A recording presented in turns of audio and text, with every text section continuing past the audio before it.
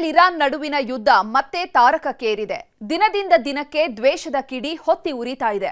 ಈ ಮಧ್ಯೆ ದುಬೈನಲ್ಲಿ ಸಿಲುಕಿದ್ದ ಕನ್ನಡಿಗರು ಬೆಂಗಳೂರಿಗೆ ಬಂದಿಳಿದಿದ್ದಾರೆ.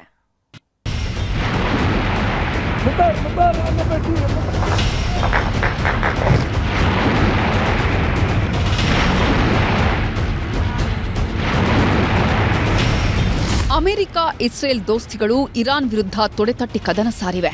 ಈ ಭೀಕರ ಯುದ್ಧ ಮಧ್ಯಪ್ರಾಚ್ಯವನ್ನೇ ರಕ್ತದ ಮಡುವಿನಲ್ಲಿ ತೇಲುವಂತೆ ಮಾಡ್ತಿದೆ. ರಕ್ತದಲ್ಲೇ ಒದ್ದೆಯಾದ ನೆಲದಲ್ಲಿ ಜನ ಕ್ಷಣ ಕ್ಷಣಕ್ಕೂ ನರಕ ಅನುಭವಿಸುತ್ತಿದ್ದಾರೆ. ಬೆಂಕಿ ಸುರಿಮಳೆಯನ್ನೇ ಸುರಿಸುತ್ತಿರೋ ಇಸ್ರೇಲ್ ಇರಾನ್ ಭೂಮಿಯನ್ನ ಸ್ಮಶಾನವಾಗಿಸುತ್ತಿದೆ. ಖಮೇನಿ ಹತ್ಯೆಗೆ ಕೆಂಡವಾಗಿರೋ ಇರಾನ್ ಕೂಡ ಪ್ರತೀಕಾರದ ಪಣತೊಟ್ಟು ನಿಂತಿದೆ. ಈ ರಣಭೀಕರ ಯುದ್ಧ 4ನೇ ದಿನಕ್ಕೆ ಕಾಲಿಟ್ಟಿದ್ದು ಇಡೀ ಜಗತ್ತನ್ನೇ ತಲ್ಲಣಗೊಳಿಸಿದೆ.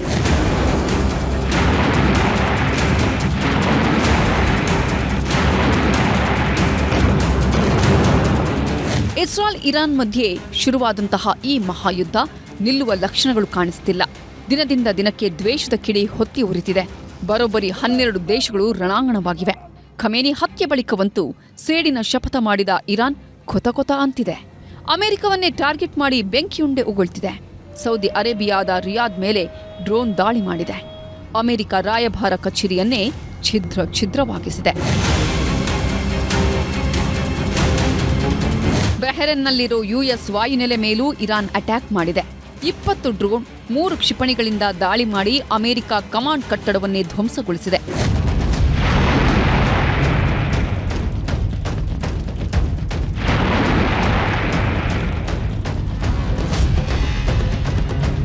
ಯಾವಾಗ ಇರಾನ್ ಟಾರ್ಗೆಟ್ ಮಾಡ್ತೋ ಅಮೆರಿಕ ಕೂಡ ರಣಕಹಳೆ ಮೊಳಗಿಸಿದೆ. ಇರಾನ್ನ ವಾಯುನೆಲೆ ಗುರಿಯಾಗಿಸಿ ಅಟ್ಯಾಕ್ ಮಾಡಿದೆ. ಕ್ಷಿಪಣಿ ಉಡಾವಣಾ ತಾಣಗಳ ಮೇಲೆ ದಾಳಿ ನಡೆಸಿದ್ದು ಏರ್ ಡಿಫೆನ್ಸ್ ಸಿಸ್ಟಮ್ ಅನ್ನೇ ಉಡೀಸ್ ಮಾಡಿದೆ.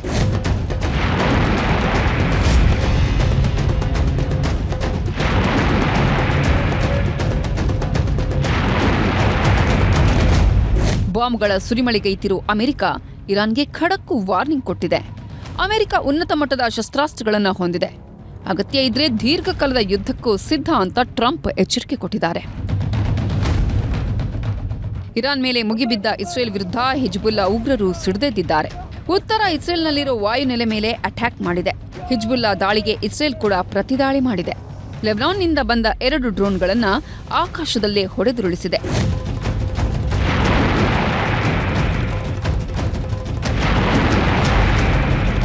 ಯಾವಾಗ ಹಿಜ್ಬುಲ್ಲಾ ಅಟ್ಯಾಕ್ ಮಾಡ್ತೋ ಇಸ್ರೇಲ್ ನಿಗಿ ಕೆಂಡವಾಗಿದೆ.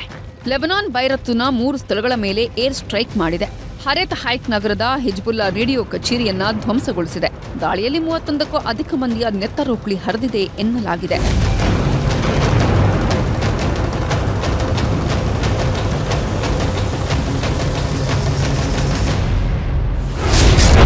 ದುಬೈನಲ್ಲಿ ಸಿಲುಕಿದ್ದ ಕನ್ನಡಿಗರು ವಾಪಸ್.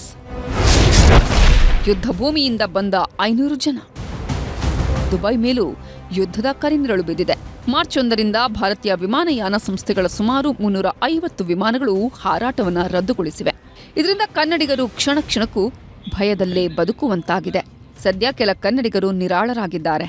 ನಿನ್ನೆ ದುಬೈನಿಂದ ಬಂದ 2 ಫ್ಲೈಟ್ಗಳಲ್ಲಿ 500ಕ್ಕೂ ಹೆಚ್ಚು ಜನ ಕೆಂಪೇಗೌಡ ಏರ್ಪೋರ್ಟ್ಗೆ ಬಂದಿಳಿದಿದ್ದಾರೆ. 3 ದಿನಗಳ ಕಾಲ ಆತಂಕದಲ್ಲಿಯೇ ದಿನ ದೂಡಿದ್ದ ಪ್ರಯಾಣಿಕರು ನೆಮ್ಮದಿಯ ನಿಟ್ಟುಸಿರು ಬಿಟ್ಟಿದ್ದಾರೆ.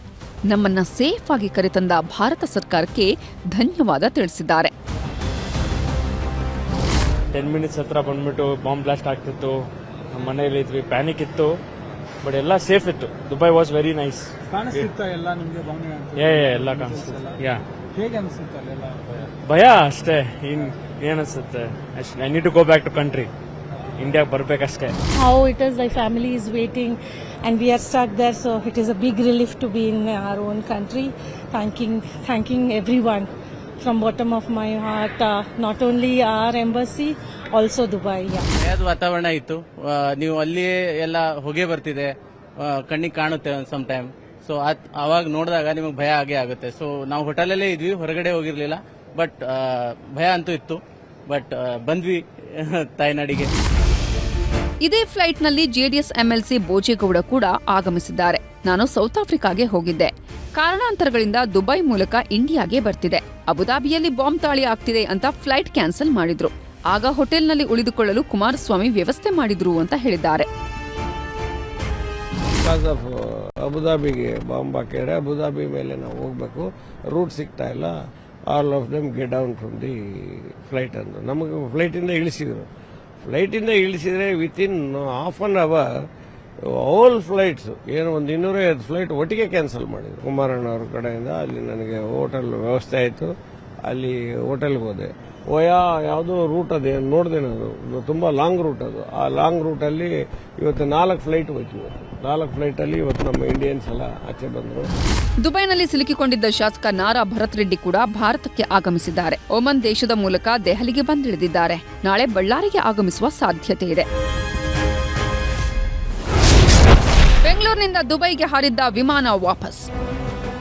ಬೆಂಗಳೂರು ಏರ್ಪೋರ್ಟ್ನಿಂದ ಇವತ್ತು 42 ವಿಮಾನಗಳ ಹಾರಾಟ ರದ್ದಾಗಿವೆ. Abu Dhabi, Riyadh, Dubai, Doha, Dammam ಸೇರಿ ವಿವಿಧೆಡೆಯಿಂದ ಬರಬೇಕಾಗಿದ್ದ 21 ವಿಮಾನ ಕ್ಯಾನ್ಸಲ್ ಆಗಿದೆ. ಬೆಂಗಳೂರು ಏರ್ಪೋರ್ಟ್ನಿಂದ ತೆರಳಬೇಕಿದ್ದ 21 ವಿಮಾನಗಳ ಹಾರಾಟವೂ ರದ್ದಾಗಿದೆ. ಮತ್ತೊಂದು ಕಡೆ ದುಬೈಗೆ ತೆರಳಿದ್ದ ವಿಮಾನಕ್ಕೆ ಲ್ಯಾಂಡಿಂಗಿಗೆ ಅನುಮತಿ ಸಿಗದೆ ಬೆಳಗ್ಗೆ 7:30ಕ್ಕೆ ವಾಪಸ್ಸಾಗಿದೆ. ಈ ಹಿನ್ನೆಲೆ ಪ್ರಯಾಣಿಕರಿಗೆ ಮಾಹಿತಿ ನೀಡಲು ಹೆಲ್ಪ್ ಲೈನ್ ಓಪನ್ ಮಾಡಲಾಗಿದೆ. 500 ಕನ್ನಡಿಗರು ತಾಯ್ನಾಡಿಗೆ ಬಂದು ನಿಟ್ಟುಸಿರು ಬಿಟ್ರೆ ಇನ್ನೂ ಕೆಲವರು ಯುದ್ಧ ಭೂಮಿಯಲ್ಲಿ ಲಾಕ್ ಆಗಿ ಪರದಾಡ್ತಿದ್ದಾರೆ. ಯುದ್ಧ ಪೀಡಿತ ಇರಾನ್ನಲ್ಲಿ ಚಿಕ್ಕಮಗಳೂರು ಜಿಲ್ಲೆ ಕೊಪ್ಪ ತಾಲೂಕಿನ ಹಿರೇಕೊಡಿಗಿ ನಿವಾಸಿ ನಿಶ್ಚಿತ ಲಾಕ್ ಆಗಿದ್ದಾರೆ. ಇರಾನ್ನಲ್ಲಿ ಮರ್ಚೆಂಟ್ ನೇವಿಯಲ್ಲಿ ಕಾರ್ಯನಿರ್ವಹಿಸುತ್ತಿದ್ದ ನಿಶ್ಚಿತ್ ಈಗ ಸಂಪರ್ಕಕ್ಕೆ ಸಿಗ್ತಿಲ್ವಂತೆ. ಮಗನಿಗೆ ಏನಾಯ್ತು ಅನ್ನೋ ಆತಂಕದಲ್ಲಿರೋ ಪೋಷಕರು ಸರ್ಕಾರ ಸಹಾಯ ಮಾಡುವಂತೆ ಮನವಿ ಮಾಡ್ತಿದ್ದಾರೆ.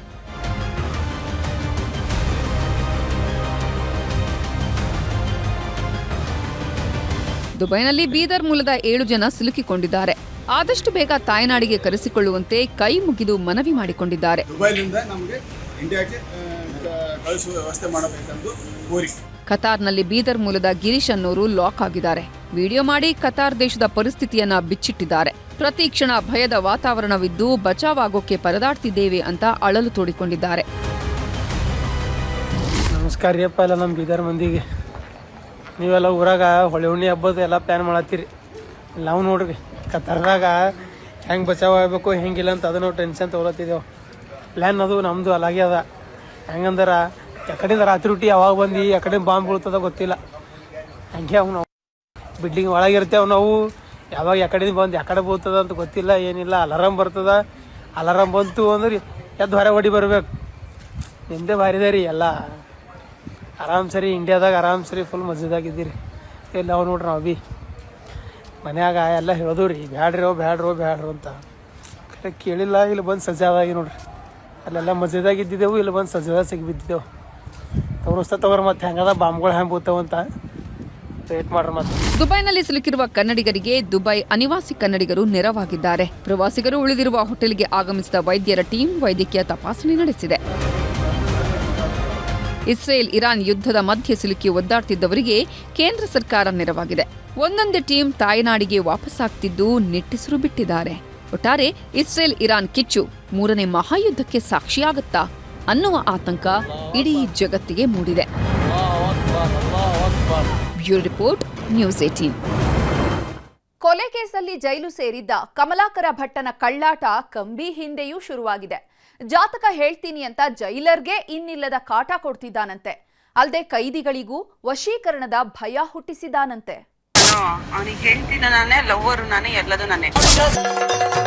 ಕಂಬಿ ಹಿಂದೆ ಕಮಲಾಕರ ಭಟ್ಟನ ಬುರುಡೆ ಭವಿಷ್ಯ. ಜಾತಕವನ್ನೇ ಜಾಲಾಡ್ತೀನಿ ಅಂತ ಜೈಲರ್ಗೆ ಕಿರಿಕಿರಿ. ಹುಟ್ಟುಗುಣ ಸುಟ್ರೂ ಹೋಗಲ್ಲ ಅನ್ನೋ ಮಾತಿದೆ. ಅದಕ್ಕೆ ಈ ಕಮಲಾಕರ ಭಟ್ಟನೇ ಬೆಸ್ಟ್ ಎಕ್ಸಾಂಪಲ್. ಸುಪನಾತಿ ಸುಚಿತ್ರಾ ಜೊತೆ ಸೇರಿ ಕುಣಿದಿದ್ದು ಸಿಕ್ಕವರ ಭವಿಷ್ಯ ಹೇಳಿದ್ದು. ಭವಿಷ್ಯದ ಹೆಸರಲ್ಲಿ ಪೋಸ್ ಕೊಡ್ತಾ ಇದ್ದವ ಪ್ರಳಯಾಂತಕಿ ಸಹವಾಸಕ್ಕೆ ತನ್ನ ಭವಿಷ್ಯವನ್ನೇ ಮರೆತು ಹೋಗಿದ್ದ. ಟ್ಯಾಟೂ ಆಂಟಿಗಾಗಿ ರಕ್ತಪಾತದ ಆರೋಪ ಹೊತ್ತು ಜೈಲು ಸೇರಿದ್ದಾನೆ. ಕಂಬಿ ಹಿಂದೆ ಕಣ್ ಬಿಟ್ಕೊಂಡು ಬಾಯಿ ಬಡಿದುಕೊಳ್ಳುವಂತಾಗಿದೆ.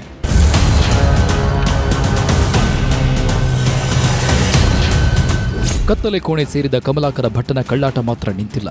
ಬೆಳಗಾದ್ರೆ ಸಾಕು ಕೈದಿಗಳ ಮುಂದೆ ಪೋಸ್ ಕೊಡ್ತಾ ಇದ್ದಾನಂತೆ. ನನ್ನ ಮಂತ್ರಶಕ್ತಿಯಿಂದ ಏನು ಬೇಕಾದರೂ ಮಾಡ್ತೀನಿ, ಕಣ್ಮುಚ್ಚಿ ತೆಗೆಯೋದ್ರೊಳಗೆ ನಿಮ್ಮ ಭವಿಷ್ಯವನ್ನೇ ಬದಲಿಸ್ತೀನಿ, ಕೂತಲ್ಲೇ ಎಲ್ಲವನ್ನ ಅಲ್ಲಾಡಿಸ್ಬಿಡ್ತೀನಿ ಅಂತ ಪೊಂಗುತ್ತಿದ್ದಾನಂತೆ. ಅಲ್ಲದೆ ವಶೀಕರಣ ಬಗ್ಗೆಯೂ ಕೈದಿಗಳ ಮುಂದೆ ಬುರುಡೆ ಬಿಟ್ಟಿದ್ದಾನೆ. ಕೈದಿಗಳು ಮಾತ್ರವಲ್ಲ, ಜೈಲರ್ಗೂ ನಿಮ್ಮ ಜಾತಕ ಹೇಳ್ತೀನಿ ಬನ್ನಿ ಸಾರ್ ಅಂತ ಕಾಟ ಕೊಡ್ತಿದ್ದಂತೆ. ಇದರಿಂದ ಕೆರಳಿದ ಜೈಲರ್ ಕಮಲಾಕರನ ಬೆವರಿಳಿಸಿದ್ದಾರೆ. ನಿನ್ನ ಭವಿಷ್ಯವನ್ನ ನೀನು ನೋಡ್ಕೋ. ನಿನ್ನ ಭವಿಷ್ಯದ ಬಗ್ಗೆಯೇ ನಮಗೆ ಭಯ ಇದೆ. ನಿನ್ನ ಜಾತಕ ಸರಿ ಇದ್ದಿದ್ರೆ ಜೈಲಲ್ಲಿ ಯಾಕೆ ರೊಟ್ಟಿ ಮುರಿತಾ ಇದ್ದೆ ಅಂತ ಗದರಿದ್ದಾರಂತೆ.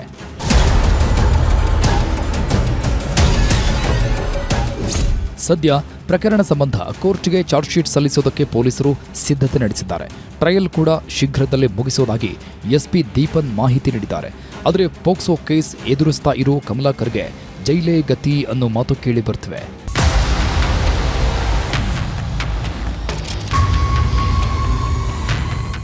ಒಟ್ಟಾರೆ ಜೈಲು ಸೇರಿದ್ರೂ ಬುದ್ಧಿ ಕಲಿಯದ ಕಮಲಾಕರ ಕಂಬಿ ಹಿಂದೆಯೂ ಭವಿಷ್ಯದಾಟ ಆಡ್ತಿದ್ದಾನೆ. ಹೊರಗೆ ಬಂದ ಮೇಲೆ ಅದೇನೇನ್ ಮಾಡ್ತಾನೋ ದೇವರೇ ಬಲ್ಲ. ದರ್ಶನ್ ನಾಯ್ಕ್, ನ್ಯೂಸ್ 18 ಕಾರವಾರ. ಸೂರ್ಯಗ್ರಹಣದ ಬೆನ್ನಲ್ಲೇ ಆಕಾಶದಲ್ಲಿ ಚಂದ್ರಗ್ರಹಣ ಚಮತ್ಕಾರ ನಡೆದಿದೆ. ಗ್ರಹಣದ ಹಿನ್ನೆಲೆ ಕ್ಲೋಸ್ ಆಗಿದ್ದ ದೇವಸ್ಥಾನಗಳು ಓಪನ್ ಆಗಿದ್ದು ದರ್ಶನಕ್ಕೆ ಭಕ್ತರಿಗೆ ಅವಕಾಶ ಮಾಡಿಕೊಡಲಾಗಿದೆ.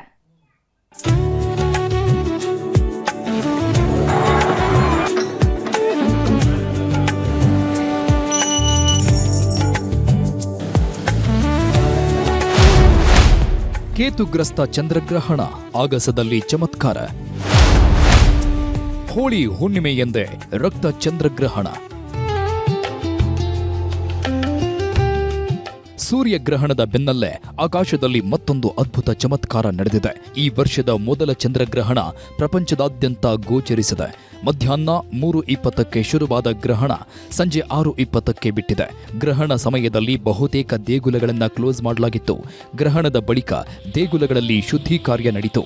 ಕೆಲ ದೇವಸ್ಥಾನಗಳಲ್ಲಿ ಗ್ರಹಣದ ಸಮಯದಲ್ಲೂ ಭಕ್ತರಿಗೆ ಅವಕಾಶ ನೀಡಲಾಗಿತ್ತು.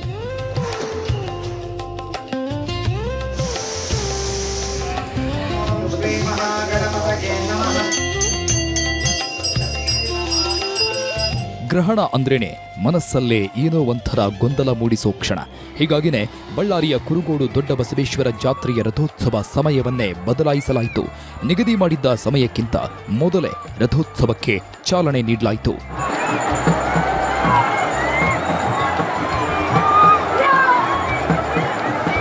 ಕೊಪ್ಪಳ ಜಿಲ್ಲೆಯ ಕಾರಟಗಿ ತಾಲೂಕಿನ ಎರಡೋಣ ಗ್ರಾಮದ ಜಾತ್ರೆಗೂ ಗ್ರಹಣದ ಎಫೆಕ್ಟ್ ತಟ್ಟಿತ್ತು.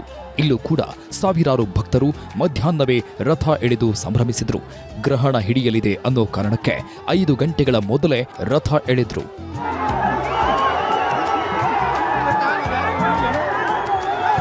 ಕೋಲಾರದ ಐತಿಹಾಸಿಕ ದೇಗುಲ ಸೋಮೇಶ್ವರ ದೇಗುಲದಲ್ಲಿ ಗ್ರಹಣಕ್ಕೂ ಮುನ್ನ ಹೋಮ ಹವನ ನಡೆಸಲಾಯಿತು.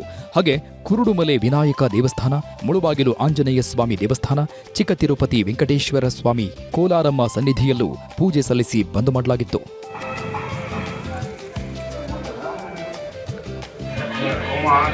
ನೂರಾರು ವರ್ಷಗಳ ಇತಿಹಾಸ ಹೊಂದಿರೋ ಬೆಳಗಾವಿಯ ಪಾಂಗುಳ ಗಲ್ಲಿಯಲ್ಲಿರೋ ಅಶ್ವತ್ಥಾಮ ದೇವಾಲಯದಲ್ಲಿ ಉರುಳು ಸೇವೆ ಸಲ್ಲಿಸಲಾಯಿತು. ಹಾಗೆ ಸವದತ್ತಿ ಯಲ್ಲಮ್ಮ, ಕಪಿಲೇಶ್ವರ ದೇವಸ್ಥಾನಗಳನ್ನು ಕ್ಲೋಸ್ ಮಾಡಿದ್ರು.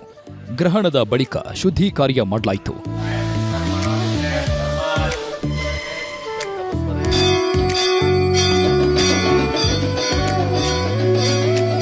ನಾಡದೇವತೆ ಮೈಸೂರಿನ ಚಾಮುಂಡಿ ದೇಗುಲವನ್ನು ಬಂದ್ ಮಾಡಲಾಗಿತ್ತು.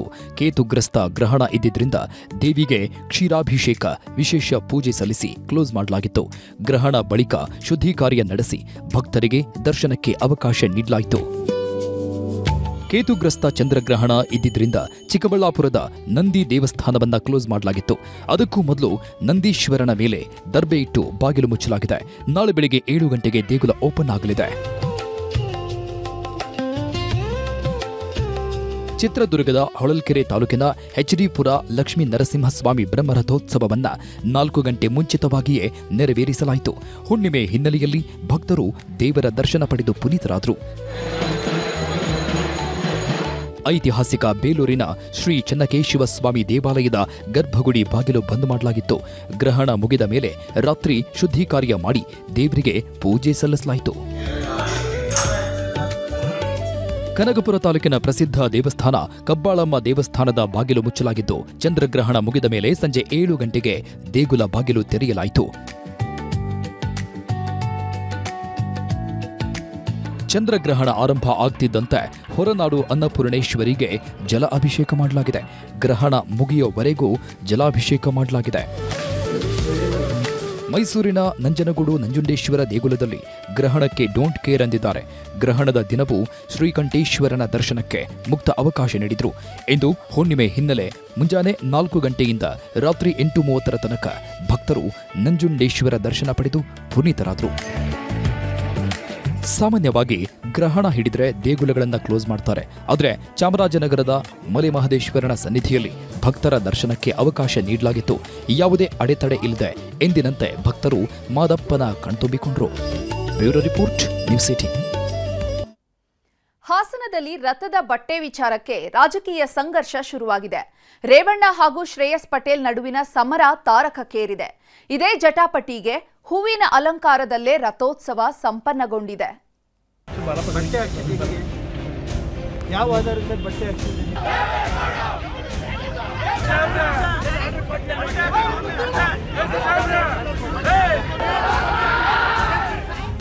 ರೇವಣ್ಣ ವರ್ಸಸ್ ಶ್ರೇಯಸ್ ಪಟೇಲ್ ಜಾತ್ರೆ ಫೈಟ್.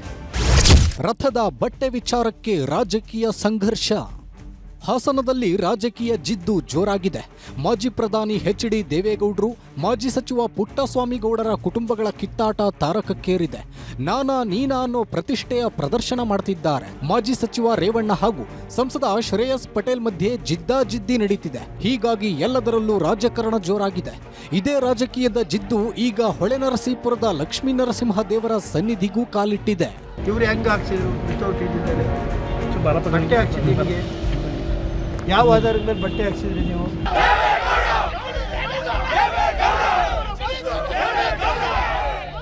ಪ್ರತಿ ವರ್ಷದಂತೆ ಲಕ್ಷ್ಮೀನರಸಿಂಹ ದೇವರ ರಥೋತ್ಸವ ಅದ್ದೂರಿಯಾಗಿ ಮಾಡಬೇಕು ಅಂತ ನಿರ್ಧಾರ ಮಾಡಿದ್ರು. ಜಾತ್ರೆ ಹಿನ್ನೆಲೆ ಕ್ಷೇತ್ರದ ಶಾಸಕ ರೇವಣ್ಣ 2 ಬಾರಿ ಪೂರ್ವಭಾವಿ ಸಭೆ ಮಾಡಿದ್ರು. ರಥೋತ್ಸವಕ್ಕೆ ಹೇಗೆಲ್ಲ ಸಿದ್ಧತೆ ಮಾಡ್ಕೋಬೇಕು ಅಂತ ಚರ್ಚಿಸಿದ್ರು. ಹಾಗೆ ರಥಕ್ಕೆ ಹಾಕುವ ಬಟ್ಟೆ ಹಳೆಯದನ್ನೇ ಬಳಸಿ ಅಂತಾನೂ ಸೂಚನೆಯನ್ನ ನೀಡಿದ್ರಂತೆ. ಆದರೆ ಸಂಸದ ಶ್ರೇಯಸ್ ಪಟೇಲ್ ಬಣ ರಥಕ್ಕೆ ಹೊಸ ಬಟ್ಟೆ ತರಲು 2 ಲಕ್ಷ ದೇಣಿಗೆ ಕೊಟ್ಟಿದ್ರಂತೆ. ಇದಕ್ಕೆ ಎಚ್.ಡಿ. ರೇವಣ್ಣ ಆಕ್ಷೇಪ ವ್ಯಕ್ತಪಡಿಸಿದ್ರು. ಒಬ್ಬರಿಂದ ಮಾತ್ರ ಹಣ ಪಡೆದು ಬಟ್ಟೆ ಹೊಲೆಯಲಾಗಿದೆ, ಹೀಗಾಗಿ ಹೊಸ ಬಟ್ಟೆ ಹಾಕಬಾರದು ಅಂತ ಪಟ್ಟು ಹಿಡಿದಿದ್ರು. ಹಳೆ ಬಟ್ಟೆನೂ ಇಲ್ಲ, ಹೊಸ ಬಟ್ಟೆನೂ ಇಲ್ಲ. ಹೂವಿನ ಅಲಂಕಾರದಲ್ಲಿ ಶ್ರೀ ಲಕ್ಷ್ಮೀ ನರಸಿಂಹಸ್ವಾಮಿಯ ರಥೋತ್ಸವವನ್ನು ಉತ್ತಮ ರೀತಿಯಲ್ಲಿ ನಡೆಸಲು ಸಹಕರಿಸಬೇಕು ಅಂತೇಳಿ ನಿಮ್ಮೆಲ್ಲರನ್ನು ಮನವಿಯನ್ನು ಮಾಡ್ತೀನಿ. ವಿವಾದ ತೀವ್ರಗೊಳ್ಳುತ್ತಿದ್ದಂತೆ ಹೊಸ ಬಟ್ಟೆನೂ ಬೇಡ, ಹಳೆ ಬಟ್ಟೆನೂ ಬೇಡ ಅಂತ ನಿರ್ಧಾರ ಮಾಡಿತ್ತು. ಹೀಗಾಗಿ ರಥವನ್ನ ಹೂಗಳಿಂದ ಮಾತ್ರ ಅಲಂಕಾರ ಮಾಡಿದ್ರು. ಇದು ಎಚ್.ಡಿ. ರೇವಣ್ಣ ಅವರ ಕಣ್ಣು ಕೆಂಪಾಗಿಸಿತ್ತು. ಶಾಸಕರ ಮಾತಿಗೆ ಬೆಲೆ ಇಲ್ವಾ, ಯಾರನ್ನ ಕೇಳಿ ತೀರ್ಮಾನ ಕೈಗೊಳ್ರಿ ಅಂತ ಕೆರಳಿ ಕೆಂಡ ಕಾರಿದ್ರು. ಕೊನೆಗೆ ಹಾಸನ ಜಿಲ್ಲಾಧಿಕಾರಿ ಲತಾಕುಮಾರಿ ಹೇಗೋ ಮನವೊಲಿಸಿದ್ರು. ಬಟ್ಟೆ ಅಲಂಕಾರವಿಲ್ಲದೆ ಕೇವಲ ಹೂಗಳಿಂದಲೇ ರಥೋತ್ಸವ ಮಾಡಿ ಪದ್ಧತಿಯನ್ನೇ ಚೇಂಜ್ ಮಾಡಿದ್ರು. ಹಿಂದೆ ನಡ್ಕೊಂಡು ಹೋಗ್ತಾ ಹಂಗೆ ನಡ್ಕೊಂಡು ಹೋಗಿ ಆಯ್ತಪ್ಪ ಮಾಡ್ಕೊಂಡು. ಅವತ್ತು ಹಳೆ ಬಟ್ಟೆದು ಇಲ್ಲ, ಹೊಸ ಬಟ್ಟೆದು ಇಲ್ಲ, ಯಾವುದೂ ಇಲ್ಲ. ನಂದು ಯಾರ್ದು ದುಡ್ಡು ಇಸ್ಕೋಬೇಡ. ಎಲ್ಲ ಜನರ ಹತ್ರ 10 ರೂಪಾಯಿ 20 ರೂಪಾಯಿ ಅವ್ರಿಗೊಂದು ಜೀವನದಲ್ಲಿ ತೇರಿ ಬಟ್ಟೆ ಇಳಿಸಿದೀವಿ ಅಂತ ಒಂದು ಇದು ಬರಲಿ. 2 ಸಭೆಯಲ್ಲಿ ಏನಾದ್ರು ಬಂತ ಏನಾರು ಇವತ್ತು ಬಂದು ಹೂನಾರ ಹಾಕೋಣ, ಹಳೆ ಬಟ್ಟೆ ತೆಗೆದು ಅಂತ DC ಆರ್ಡರ್ ಮಾಡ್ಯಾರ. ನೀವು ಜಿಲ್ಲಾ ತೀರ್ಮಾನ ನಮ್ಗೆ ಹೇಳಿದ್ರಿ, ನಾವು ಗೌರವ ಕೊಟ್ಟು ನಾನು ಒಪ್ಕೊಂಡಿದ್ದೀನಿ. ಸಂಸದನಾಗಿಕ್ಕಿಂತ ಹೆಚ್ಚಾಗಿ ಒಬ್ಬ ತಂದೆ ಭಕ್ತನಾಗಿ ನಾನು ಒಪ್ಕೊಂಡಿದ್ದೀನಿ. ಇದು ನಡಿಬೇಕು ನಿಮ್ ತೀರ್ಮಾನನ.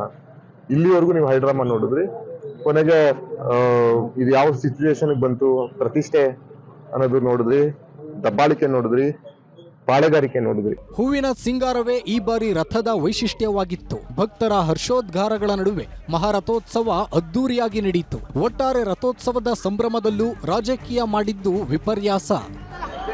ಕೃಷ್ಣ ಇಬ್ಬೀಡು, ನ್ಯೂಸ್ 18 ಹಾಸನ. ಅವರಿಗೆ ಆಸ್ತಿ, ಹಣ, ಕುಟುಂಬ ಎಲ್ಲವೂ ಇತ್ತು. ಆದರೆ ಎಲ್ಲವನ್ನೂ ತೊರೆದು ಸನ್ಯಾಸತ್ವ ಸ್ವೀಕಾರ ಮಾಡಿದ್ದಾರೆ. ದಾವಣಗೆರೆಯಲ್ಲಿ ಸನ್ಯಾಸತ್ವ ಸ್ವೀಕರಿಸಿದ 4 ಭವ್ಯ ಮೆರವಣಿಗೆ ಮಾಡಲಾಗಿದೆ. ಲೌಕಿಕ ಜೀವನ ತೊರೆದು ಸನ್ಯಾಸತ್ವ ಸ್ವೀಕಾರ. ಮಕ್ಕಳ ಹಾದಿಯನ್ನೇ ಅನುಸರಿಸಿದ ಹೆತ್ತವರು. ಜೀವನ ಅನ್ನೋದೇ ನಶ್ವರ. 3 ದಿನದ ಬದುಕಿಗಾಗಿ 7 ಬೀಳುಗಳೆಷ್ಟೋ, ಒದ್ದಾಟ ತೊಳಲಾಟಗಳೆಷ್ಟೋ. ಹುಟ್ಟಿದಾಗಿನಿಂದ ಸಾಯೋವರೆಗೂ ಮನುಷ್ಯ ಒಂದಿಲ್ಲೊಂದು ಸಮಸ್ಯೆಯಲ್ಲೇ ಮುಳುಗಿರ್ತಾನೆ. ನಾನು ನನ್ನದು ಅನ್ನೋ ಸ್ವಾರ್ಥದಲ್ಲೇ ಬದುಕು ನಡೆಸ್ತಾರೆ. ಆದರೆ ಕೆಲವರು ಮಾತ್ರ ಎಲ್ಲವನ್ನ ತೊರೆದು ಸನ್ಯಾಸತ್ವ ಪಡಿತಾರೆ. ಈ ದಂಪತಿ ಜೊತೆ ಈ ಹೆಣ್ಮಕ್ಕಳು ಮಾಡಿದ್ದು ಅದೇ. ಲೌಕಿಕ ಜೀವನಕ್ಕೆ ಗುಡ್ ಬೈ ಹೇಳಿ ಸನ್ಯಾಸತ್ವದ ದಾರಿ ಹಿಡಿದಿದ್ದಾರೆ. ಲೌಕಿಕ ಜೀವನ ಆಸೆಗಳನ್ನು ತ್ಯಜಿಸಿ ಆಧ್ಯಾತ್ಮಿಕ ಜ್ಞಾನ ಹಾಗೂ ದೈವಿಕ ಸೇವೆಗಾಗಿ ತಮ್ಮ ಜೀವನ ಮುಡಿಪಾಗಿಡಲು ಹೆಜ್ಜೆ ಇಟ್ಟಿದ್ದಾರೆ.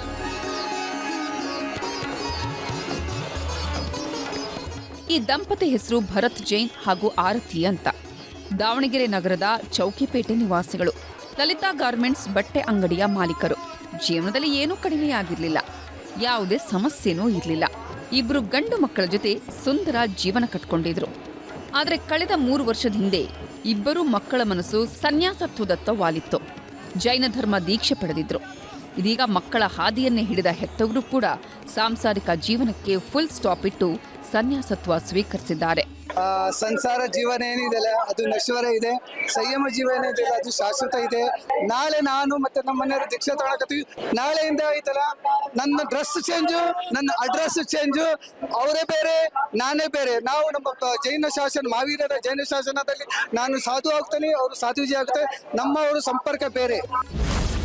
ಆಧ್ಯಾತ್ಮದೆಡೆಗೆ ಒಲವು. ಇಬ್ಬರು ಹೆಣ್ಣು ಮಕ್ಕಳಿಂದ ಸನ್ಯಾಸತ್ವ ಸ್ವೀಕಾರ. ಇತ್ತೀಚೆಗೆ ಮದುವೆ ಆಗದೆ ಇರೋ ಹೆಣ್ಮಕ್ಳು ಕೂಡ ಜೈನ ಸನ್ಯಾಸತ್ವದೆಡೆಗೆ ಒಲವು ತೋರ್ತಿದ್ದಾರೆ. ಹಣ, ಆಸ್ತಿ, ಗಂಡ, ಮಕ್ಕಳು, ತಂದೆ, ತಾಯಿ ಯಾರೂ ಬೇಡ, ನಮಗೆ ಅಹಿಂಸಾ ಪರಮ ಧರ್ಮವೇ ಬೇಕು ಅಂತ ಈ ಹೆಣ್ಮಕ್ಕಳು ಸನ್ಯಾಸತ್ವ ಸ್ವೀಕಾರ ಮಾಡಿದ್ದಾರೆ. ಕೃಣಾಲಿ ಜೈನ್ MBA ಮಾಡಿದ್ರೆ, ದೀಕ್ಷಿತಾ BCom ಮಾಡಿದ್ದಾರೆ. ಆದರೂ ಎಲ್ಲವನ್ನ ತೊರೆದು ಲೌಕಿಕ ಬದುಕಿಗೆ ಗುಡ್ ಬೈ ಹೇಳಿದ್ದಾರೆ. ನಾಳೆ ಬೆಳಿಗ್ಗೆ 6 ಗಂಟೆಗೆ ಅಭಯ್ ಶೇಖರ್ ಸುರೀಶ್ವರ ಮಹಾರಾಜ್ ಅವರ ಸಮ್ಮುಖದಲ್ಲಿ ಸನ್ಯಾಸ ದೀಕ್ಷೆ ಸ್ವೀಕಾರ ಮಾಡಲಿದ್ದಾರೆ. ಈ ಮೂಲಕ ಲೌಕಿಕ ಬದುಕಿಗೆ ಗುಡ್ ಬೈ ಹೇಳಿ ಆಧ್ಯಾತ್ಮಿಕ ಜೀವನವನ್ನ ನಡೆಸಲಿದ್ದಾರೆ. ಸಂಜಯ್, ನ್ಯೂಸ್ 18 ದಾವಣಗೆರೆ. ಮತ್ತಷ್ಟು ಪ್ರಮುಖ ಸುದ್ದಿಗಳನ್ನ ಕನ್ನಡ ನಾಡಿ ಎಕ್ಸ್‌ಪ್ರೆಸ್‌ನಲ್ಲಿ ನೋಡೋಣ. ಬೀಗ ಹಾಕಿದ್ದ ಮನೆಗೆ ನುಗ್ಗಿ ಖದೀಮರ ಕೈಚಳಕ, ಚಿನ್ನಾಭರಣ ದೋಚಿ ಕಳ್ಳರು ಎಸ್ಕೇಪ್. ಕಲಬುರಗಿ ನಗರದ ಕಾಂತಾ ಕಾಲೋನಿಯಲ್ಲಿ ಘಟನೆ.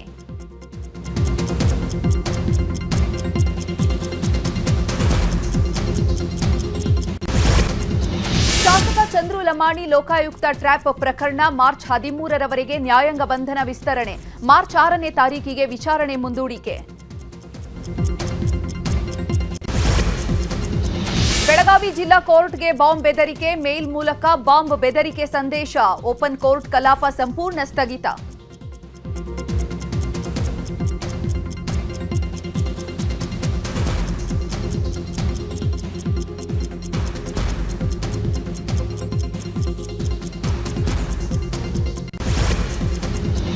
ಏಕಾಏಕಿ ಹೊತ್ತಿ ಉರಿದ ಕೆಎಸ್ಆರ್ಟಿಸಿ ಬಸ್. ಅದೃಷ್ಟವಶಾತ್ ಪ್ರಯಾಣಿಕರು ಪ್ರಾಣಾಪಾಯದಿಂದ ಪಾರು. ಚಿಕ್ಕಮಗಳೂರಿನಿಂದ ಹಾಸನಕ್ಕೆ ತೆರಳ್ತಾ ಇದ್ದ ಬಸ್ನಲ್ಲಿ ಅಗ್ನಿ ಅವಘಡ.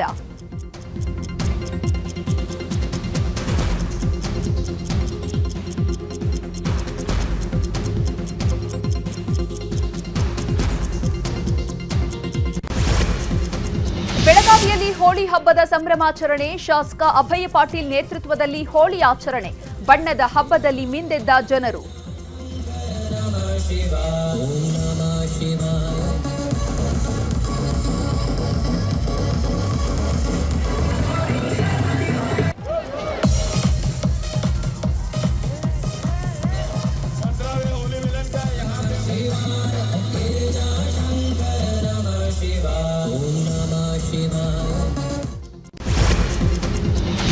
ಕೊಪ್ಪಳದ ಹೋಳಿ ಸಂಭ್ರಮದಲ್ಲಿ ಬಿಗ್ ಬಾಸ್ ಸ್ಪರ್ಧಿಗಳ ಹವಾ. ಗಂಗಾವತಿಯ ದೇವಾಂಗ ಸಮಾಜ ಕ್ಷೇಮಾಭಿವೃದ್ಧಿ ಸಂಘದಿಂದ ರತಿ ರನ್ಮತ ಪ್ರತಿಷ್ಠಾಪನೆ.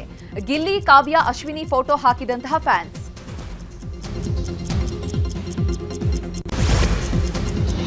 ಹೋಳಿ ಹಬ್ಬದಲ್ಲಿ ವೇಷ ತೊಟ್ಟು ಮೋಜಿನ ಮೆರವಣಿಗೆ. ಎತ್ತಿನ ಬಂಡಿಯಲ್ಲಿ ಕಾಮಣ್ಣನ ರೂಪದ ಉಡುಪು ಧರಿಸಿ ರೌಂಡ್ಸ್. ಕೊಪ್ಪಳ ನಗರದ ಪ್ರಮುಖ ಬೀದಿಯಲ್ಲಿ ಮೆರವಣಿಗೆ.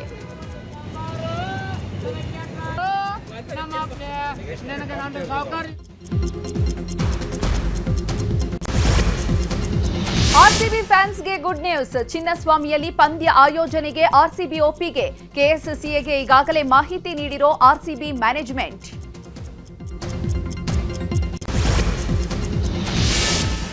ಹೆಬ್ಬಗೋಡಿ ಪೊಲೀಸರ ಭರ್ಜರಿ ಕಾರ್ಯಾಚರಣೆ. ಕಳ್ಳತನ ಮಾಡ್ತಾ ಇದ್ದ ಕುಖ್ಯಾತ ಮನೆಗಳ್ಳ ಸೇರಿ 3 ಅರೆಸ್ಟ್. ಆರೋಪಿಗಳಿಂದ 44 ಲಕ್ಷ ಮೌಲ್ಯದ 3 ಕೆಜಿ ಬೆಳ್ಳಿ, 220 ಗ್ರಾಂ ಚಿನ್ನ ಸೀಸ್. ಬೆಂಗಳೂರಲ್ಲಿ ಕಾಲು ಟಚ್ ಆಗಿದ್ದಕ್ಕೆ ನಡೆಯಿತು ಕೊಲೆ. ಶಶಿಕುಮಾರ್ ಎಂಬಾತನ ಬರ್ಬರ ಹತ್ಯೆ. ಬಸವೇಶ್ವರ ನಗರದ ಶಿವನಹಳ್ಳಿಯಲ್ಲಿ ಘಟನೆ.